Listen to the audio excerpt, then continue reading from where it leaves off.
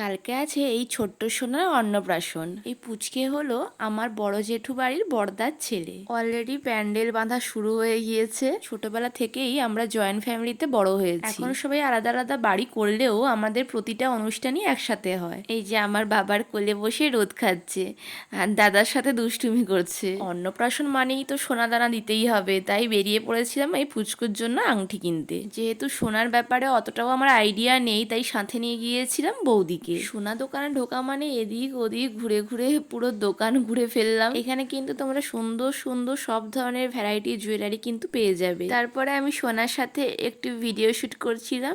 এ হলো আমার আরেক দাদার ছেলে। তারপরে এই পুচকুর জন্য অনেক রকমের আংটি দেখেছিলাম, তার মধ্যে থেকে এই ডিজাইনটা খুব পছন্দ হয়েছিল, তাই এটা নিয়েছি। কেমন হয়েছে তোমরা কিন্তু অবশ্যই কমেন্ট করে জানিও। তারপরে সবাই মিলে ফুচকা খেয়ে বাড়ি চলে এলাম। আজকের মতো এখানেই টাটা, দেখা হবে নেক্সট কোনো ভিডিওতে।